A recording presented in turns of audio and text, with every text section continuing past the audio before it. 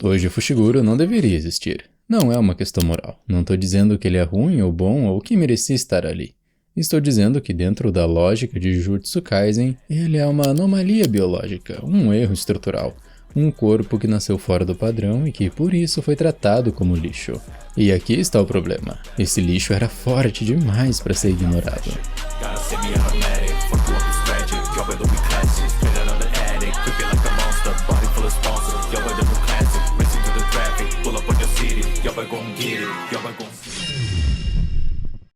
Jujutsu Kaisen constrói uma sociedade hierárquica, aristocrática, onde o poder não vem do que você faça, mas vem de quem você é. Clãs tradicionais, linhagens nobres, energia amaldiçoada correndo no sangue como um passaporte social. Se você nasce sem isso, você não é apenas fraco, você é ilegítimo. O Toji não nasceu fraco, ele nasceu errado para o sistema. Toji nasceu no clã Zenin, um dos 3 grandes clãs da sociedade Jujutsu, e nasceu sem energia amaldiçoada. Ele era o filho impossível. Esse vídeo não é sobre exaltar o Toji como um personagem badass, é sobre entender o que ele representa. Um corpo que denuncia o sistema, que expõe suas fraturas e que, mesmo depois de morto, se recusa a obedecer. Toji não é um herói nem um vilão. Ele é um erro que prova que o sistema nunca foi justo. Vamos entender o terreno. Jujutsu apresenta uma sociedade oculta de feiticeiros que combatem maldições. Mas essa sociedade não funciona como uma força-tarefa meritocrática. Ela funciona como uma aristocracia mágica.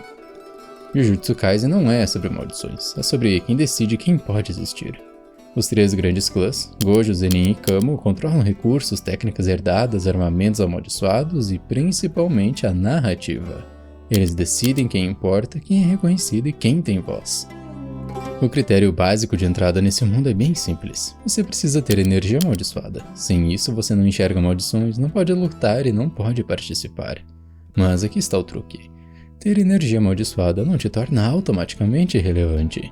O que importa é de onde você vem, qual seu sobrenome e qual técnica herdada corre na sua linhagem. Em Jujutsu, o poder não é um mérito, é o sobrenome. E se você nasceu no lugar certo, mas sem o requisito básico, sem a energia amaldiçoada, você é pior que descartável, você é uma vergonha. E isso não é apenas sobre a sociedade Jujutsu. Toji nasceu nessa estrutura, dentro do clã Zenin, filho biológico de uma das famílias mais prestigiadas do Japão, e foi tratado como nada. A restrição celestial de Toji é apresentada como uma troca. Ele não tem energia amaldiçoada, mas em compensação possui força física, velocidade e sentidos sobre-humanos. Parece justo, né? Não é. Porque o sistema Jujutsu não valoriza eficiência, ele valoriza legitimidade. E legitimidade vem da energia amaldiçoada. Sem ela você não é reconhecido, você é uma piada. Quando um corpo funciona fora das regras, o sistema chama isso de perigo. O clã Zenin olhou para Toji e viu um defeito genético, um erro que manchava a linhagem.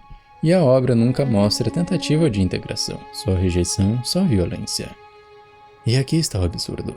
Toji era forte o suficiente para destruir o clã Zenin inteiro. Ele tinha a capacidade física, a técnica de combate e a frieza necessária. Mas ele só saiu.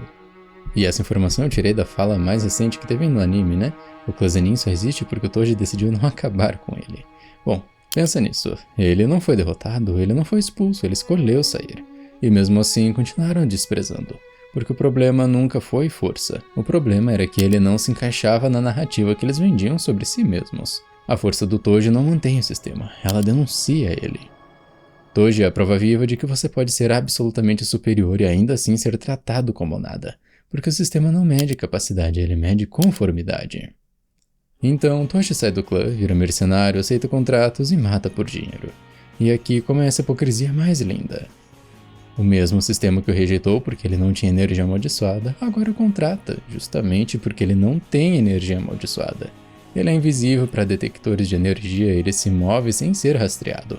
Ele é a ferramenta perfeita para matar feiticeiros poderosos. Toji não é aceito, ele é usado. Eles nunca viram um homem ali, só uma ferramenta que bate mais forte. E ele sabe disso, ele não se ilude, ele não tenta provar nada para ninguém. Ele aceita o papel, se o trata como ferramenta, ele age como uma. Mesmo que lá no fundo ele não quisesse apenas isso. E tem uma camada ainda mais cruel nisso. Toji usa ferramentas amaldiçoadas para lutar, armas que outros feiticeiros criaram. Ele não tem uma técnica própria, então ele rouba a técnica dos outros. Ele é reduzido a uma ferramenta. e responde reduzindo tudo ao redor dele a ferramentas também. Isso não é frieza, é consistência. Se o mundo te vê como objeto, você aprende a ver o mundo como inventário. Agora vem a parte que ninguém quer olhar de frente. Toji é forte, absurdamente forte, mas ele está completamente sozinho. E não é a solidão romântica do lobo solitário, não é o cara que escolhe ficar sozinho porque é superior demais para os outros. É a solidão de quem nunca teve escolha. Desde criança, Toji foi reduzido ao corpo. Ninguém perguntou o que ele pensava, ninguém ouviu o que ele sentia. Ele foi avaliado, medido e descartado. Quando você é tratado como ferramenta cedo demais, você aprende que não vale a pena ser uma pessoa. E quando você cresce assim, quando você só é visto como função, você para de tentar se comunicar. Toji não fala muito, ele não se abre, ele não constrói vínculos duradouros, porque ele aprendeu que isso não serve pra nada. Ele é forte, então ele sobrevive, mas sobreviver não é o mesmo que viver. E tem uma coisa que a obra mostra: Toji é hedonista. Ele aposta, ele gasta dinheiro, ele busca o prazer imediato. Não porque ele gosta, é porque ele não tem mais nada. Não tem projeto, não tem futuro, não tem um lugar. Então ele consome, porque consumir dá a ilusão de que você ainda está vivo. Toji não é solitário porque escolheu, ele é solitário porque nunca foi acolhido. E isso não é romantizado na obra, é mostrado como deve ser, é destrutivo. Mas então algo muda. Toji sai do clã Zenin, conhece uma mulher, casa e tem um filho. E pela primeira vez na vida, ele melhora. A obra mostra isso de forma sutil, não tem monólogo, não tem redenção barata, mas dá pra ver. O semblante muda, o peso some e ele não é mais só um corpo rejeitado. E isso é importante porque expõe algo brutal. O problema nunca foi o Toji. O problema era o ambiente. Dentro do clã Zenin ele era tratado como lixo, então ele agiu como um lixo.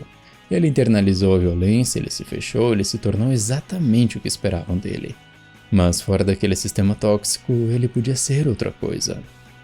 E não, eu não vou romantizar, o Toji não vira um santo. Ele ainda é cínico, ainda é egoísta, ainda carrega cicatrizes. Mas ele muda, e isso é importante. Porque mostra que ambientes familiares destroem pessoas, e que sair desses ambientes, criar a própria família, o próprio espaço, pode começar a reverter o dano. Mas aqui está o problema. A esposa de Toji morre. E Toji desmorona. Ele volta pro dinheiro, volta pros contratos, volta pra solidão. Porque ele nunca aprendeu a sustentar aquilo sozinho.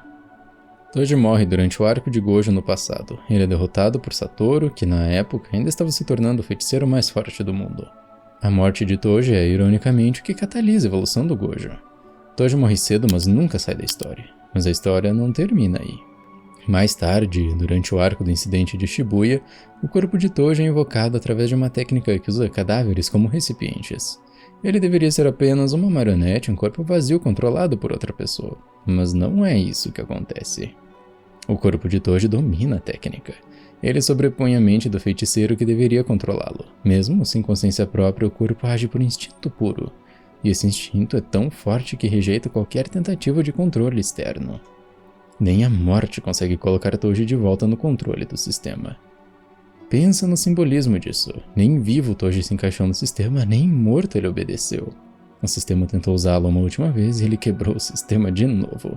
Até o fim ele é indomável.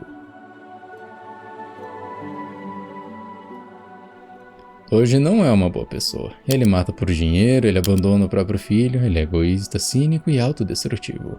E ainda assim as pessoas amam esse personagem. Mas por quê? O Toji não é um bom homem, ele é um homem coerente. Porque ele é honesto. Toji nunca finge ser outra coisa. Ele nunca tenta se vender como um herói, ele nunca pede simpatia, ele nunca finge pertencer. Ele é o que é do início ao fim. E isso é raro, especialmente em Shonen, onde os personagens passam por arcos de redenção forçados, onde vilões viram aliados através de discursos sentimentais. O Toji não faz isso, ele não muda de lado, ele não se redime, ele é consistente. E as pessoas reconhecem isso, não porque ele é bom, mas porque ele é real.